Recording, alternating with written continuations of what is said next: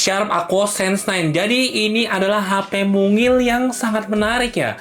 Karena walaupun mungil sekecil ini, dia punya performa yang kenceng, kameranya bagus, dan harganya udah turun jauh nih dibanding tanggal perilisannya. Dan yang bikin mantep lagi adalah Sharp Aquos Sense 9 ini sebenarnya didesain sama desainer Jepang namanya Kazushige Miyake. Bisa dilihat sendiri ya, handphone ini punya desain yang nggak aneh-aneh, nggak neko-neko, tapi simple, cakep, dan enak dipandang nih. Dan mungkin buat kalian yang masih merasa asing dengan smartphone dari Sharp ini, nggak perlu khawatir ya, karena Sharp ini sendiri merupakan salah satu brand Android ternama dan terbesar juga ya di Jepang sendiri. Langsung aja kita mulai. Ini adalah review dari Sharp Aquos Sense 9. Nah, kita mulai dari layarnya sendiri. Layarnya ini udah 6,1 inch pakai LTPO IGZO OLED ya. Jadi ini kayaknya panel buatan si Sharp yang udah bisa 120 Hz nih. Resolusinya sendiri udah Full HD Plus ya, yang dipakai buat scrolling udah nyaman, dan main game-game tertentu itu udah bisa unlock ke 120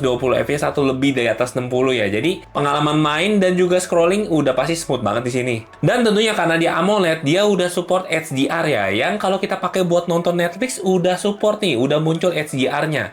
Dan bikin pengalaman nontonnya jadi mantep lagi. Dan untuk layarnya sendiri ini sebenarnya udah dukung sampai 1 billion color ya. Jadi memang secara warna kalau dipandang nih, ini mantep banget karena ya enak dipandang lah. Dan seperti yang gue bilang tadi, ada teknologi IGZO atau IGZO, gue nggak tahu bahasanya bener gimana. Tapi ini adalah teknologi Sharp yang memang terkenal hemat power, tapi masih ngasih warna atau kualitas yang oke ya. Mungkin salah satu trouble gue di sini adalah auto brightness-nya ini kadang terlalu redup ya. Jadi saran gue kalau kalian pakai handphone ini, lebih baik auto brightness-nya dimatiin aja sih. Kalau gue lebih suka pakai manual ya. Itu aja sih. Tapi selain itu nggak ada masalah sama sekali di handphone ini. Nah, untuk chipsetnya sendiri, chipsetnya pakai Snapdragon 7S Gen 2 ya. Yang Antutunya itu dapat di sekitar 700 ribuan nih, tapi ini kayaknya ngebug deh, karena bisa dilihat ya GPU-nya 0. Tapi nggak perlu khawatir, kalau untuk masalah main game dan performa multitasking udah cakep banget, nggak ada masalah sama sekali. Gue main Genshin dan lain-lain udah bisa lancar ya, nanti gue akan bahas di performa gamingnya nih. Nah, untuk RAM dan storage-nya dia cuma punya satu varian nih, RAM-nya di 8GB udah pakai LPDDR4X, dan storage-nya ini 256GB udah pakai UFS 2.2 ya. Jadi udah pasti ini performanya kencang buat kita install atau shadering pas lagi main game, udah nggak ada masalah. Dan buat kalian yang masih merasa kurang storage-nya, nggak perlu khawatir nih, dia udah punya slot SD card dedicated sendiri ya. Nah, untuk desain dan build quality-nya ini udah cakep ya. Desainnya sendiri ini didesain sama desainer Jepang yang udah terkenal ya, namanya Kazushige Miyake nih. Bisa dilihat desainnya simple, cakep, nggak ada yang aneh-aneh, tapi enak dipandang. Udah itu bodinya udah IP68 dan dia udah lulus standar militer ini. Jadi ini AP awet banget nih. Untuk bodinya sendiri dia terbuat dari aluminium ya. Nah, untuk dimensinya sendiri kalian bisa lihat nih speknya, dia di 149x73 x 8,9 mm. Dan beratnya berapa? Cuman 166 gram. Iya, betul. Ini handphone sangat enteng sekali nih kalau dipakai. Selama pengalaman gue pakai ini, gue akan enak banget nih pegang pakai satu tangan ya. Nggak ada kendala pakai tangan pegel kalau pakai handphone ya. Karena handphone sekarang kebanyakan udah gede-gede banget. Jadi buat kalian yang mencari handphone kecil atau yang tangannya kecil, ini menjadi salah satu opsi yang sangat menarik. Nah, di bagian sisi-sini kalian bisa lihat ya, kalau di bagian kiri ini dia ada slot SIM card yang bisa langsung dicabut pakai tangan nih. Jadi gampang banget. Kalian nggak perlu bawa SIM ejector nih kalau mau ganti SIM card. Untuk di bagian atas cuma polos saja, dia ada sinyal antena sama ada mic nih kecil di atas. Lalu juga di bagian kanannya ini ada volume jack dan juga ada garis antena plus tombol power yang udah digabung sama fingerprint ya. Untuk fingerprintnya sendiri ini udah cukup kenceng kok. Kalian bisa lihat nih, gue udah coba dan responsif. Dan di bagian bawahnya sendiri dia ada USB Type-C 3.2, ada antena juga, ada mic dan juga ada grill speaker ya. Nah, untuk bodi sendiri dia udah aluminium dan pakai finishing matte nih, yang udah pasti ini lebih anti sama fingerprint ya. Nah, untuk warnanya sendiri ada 4 nih, ada hijau, biru, silver, sama hitamnya. Yang gue pakai di review ini warna hitam yang terlihat sangat clean, simple, dan masih cakep. Nah, untuk konektivitasnya termasuk lengkap nih. Dia pakai 5G dan ada eSIM ya, bener. Jarang banget handphone di harga segini punya eSIM ya. Selain itu dia punya Wi-Fi 5, Bluetooth 5.1, NFC, dan USB-C-nya udah 3.2 yang transfernya udah pasti cepet banget. Dan untuk sensor-sensor GPS-nya juga udah lengkap ya. Kayak dia punya GLONASS, Galileo, dan BDS support. Jadi udah nggak perlu khawatir kalau kalian pakai handphone ini buat map ya. Pasti akurat. Nah, kalau untuk jack audio nggak perlu khawatir ya. Ternyata dia udah kasih di paket penjualannya nih. Jack audio kecil yang bisa colok ke Type-C. Jadi kalian bisa denger suara pakai headset. Bahkan di paket penjualannya udah dikasih headset nih. Ini mantep banget kalau menurut gua. Sharp niat banget jualan. Nah, untuk speakernya sendiri dia ada dua. Yang ada pertama itu di bagian deket call ini, di ear jack-nya, sama di bagian bawah nih ada grill speakernya. Untuk suaranya menurut gue cukup oke aja. Dan kalian langsung bisa denger nih suaranya kayak gimana.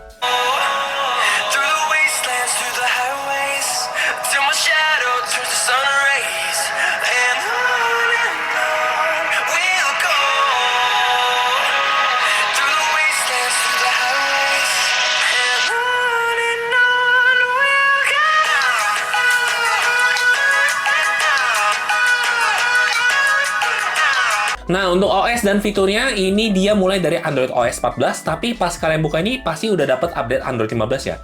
Kayak yang gue tunjukin ini, pas gue pertama kali nyalain, dia udah dapat Android 15 langsung nih. Dan dia dapat software update sampai 3 tahun nih. Jadi dia masih awet sampai Android 17 nih. Untuk security patch-nya dia juga dapat 5 tahun ya, yang artinya sisa 4 tahun lagi. Ini menurut gue untuk pemakaian jangka panjang udah lebih dari cukup sih. Nah, terus kalian bisa lihat sendiri nih, kalau share pakai OS yang sangat-sangat clean sekali ya. Karena ini mirip banget sama Android murni dan bloatware-nya sangat sedikit ya. Pengalaman gue pakai ini sangat smooth ya, karena ini bukan Android yang banyak bloatware kayak ya merek-merek sebelah lah. Ini menurut gue cakep banget.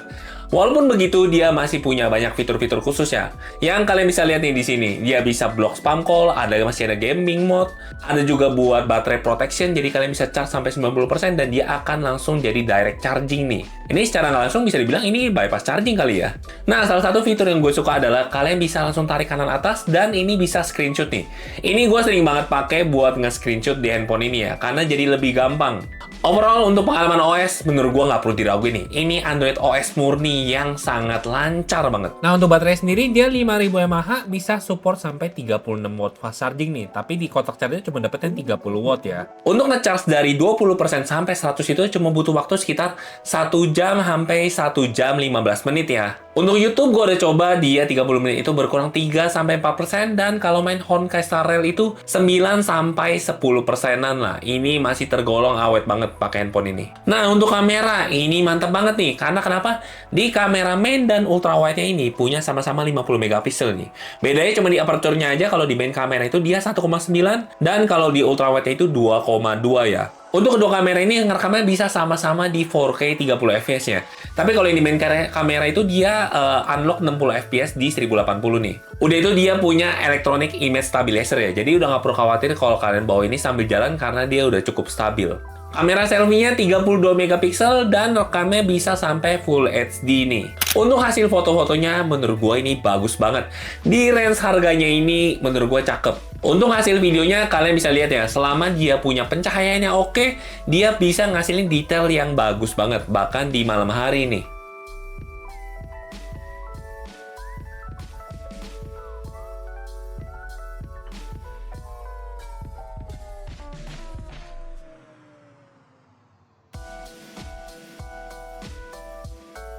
Ini contoh perekaman dari SharpSense 9 ya.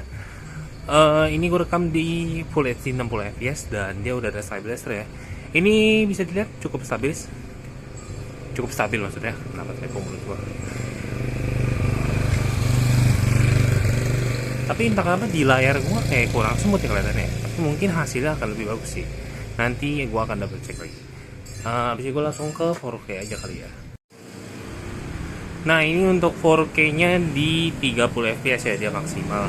Dan tadi sebenarnya dia ada bisa pakai lensa wide-nya, tapi kalau kita lagi pakai satu kali, kita nggak bisa switch ke yang ultra wide-nya. Ini mataharinya memang lagi agak cerah sih di atas soalnya. Oke, gue coba switch dulu ke ultra wide ya. Oke, dan ini contoh perekaman dari ultra wide-nya. Jujur gue harus bilang ini kameranya lumayan bagus ya. Cuman memang ini awannya lagi nggak kelihatan aja, jadi gue juga susah ngomong sih. Nanti mungkin gue akan cari tempat perekaman lain ya, yang pas awannya ada kelihatan jelas. Nah, ini kalau untuk kamera depannya dia di 1 kali dan 4K 30 fps juga. Tapi memang ini dia kurang kuat ya, jadi memang agak dekat kalau kita rekam. Dan warnanya itu kayaknya memang dari tadi gue lihat dia agak warm ya. Tambahan koreksi, ternyata tadi cuman kelok di Full HD ya. Jadi ini cuma Full HD aja dan harusnya ini frame rate-nya 30 fps nih. Ya, kira-kira gitu. Nanti gua akan rekam di pas daerahnya agak berisik, gua tes mic-nya.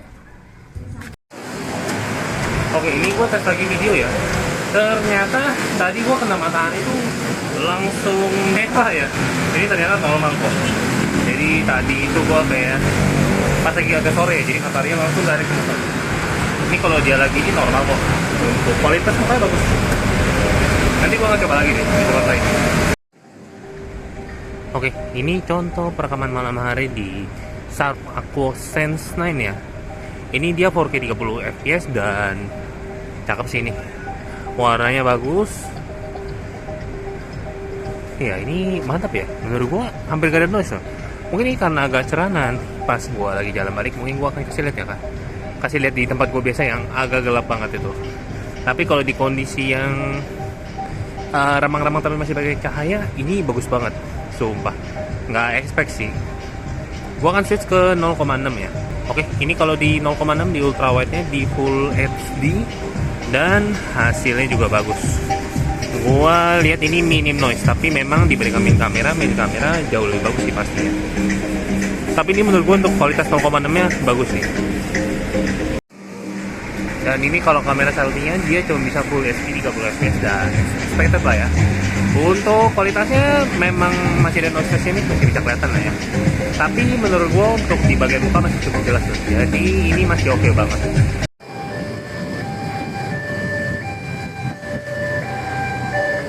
Oke, ini dia perekaman di tempat biasa ya, pakai AquaSense 9.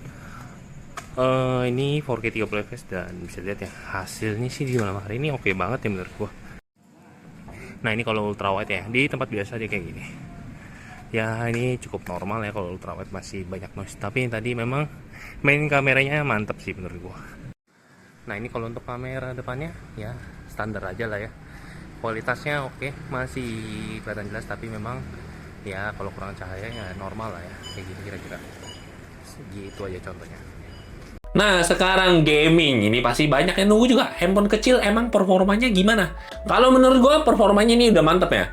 Gue main Genshin Impact, Nikke, Xenosaga Zero, Withering Wave, Mobile Legends, PUBG, bahkan Roblox sama Honkai Star Rail, semua dihajar dengan lancar ya. Setidaknya dia bisa main di low 60 fps atau di medium 60 fps ya, tergantung sama gamenya ya. Ini gue langsung kasih lihat aja contoh dari gameplay tiap game.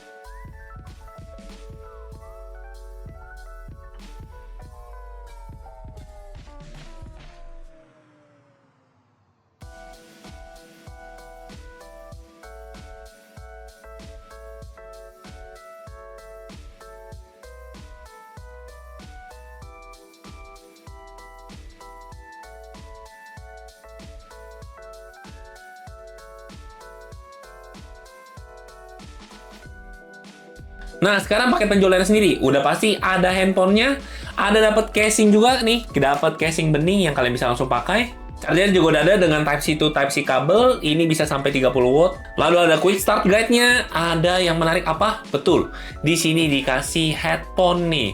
Walaupun handphone yang nggak ada, dia kasih juga nih sama converter dari USB Type-C ke 3,5 mm ya. Udah itu dapat juga USB OTG kalau kalian mau colok flash disk ataupun benda lainnya yang mau pindahin data. Jadi ini Sharp sangat mantep banget ngasih paket penjualannya ya. Kayak di handphone lain gue nggak nemu sih dia selengkap ini. Nah untuk harga sendiri SRP-nya ini di 6.999.000. Tunggu bentar, kalian bilang mahal, nggak perlu khawatir ya. Ini harganya sebenarnya udah turun nih, jadi dia kadang variasi bisa sampai 4,5 juta atau 5 jutaan. Atau bahkan kayaknya ada yang bisa beli di bawah itu, gue nggak tahu ya. Mungkin kalian bisa langsung cek aja promonya. Dan kalau menurut gue di price 4-5 jutaan, ini HP sangat mantep nih harganya. Oke, jadi itu dia review dari Sharp Aquos Sense 9 nih. Gimana menurut kalian? Kalau menurut gue ini HP cakep banget ya. Gue suka banget pakai handphone ini dengan satu tangan karena handphonenya mungil, layarnya masih cakep, ngasih performa yang oke. Udah itu kameranya masih bagus nih, dipakai buat potret-potret, itu bagus banget.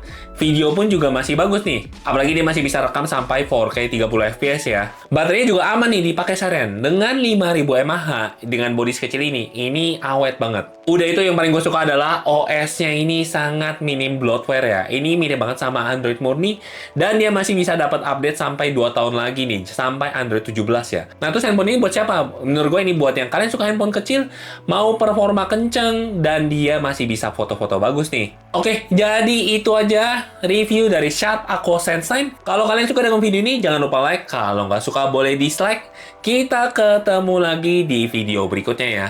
Gue Kelvin dari Teknogeek. Bye.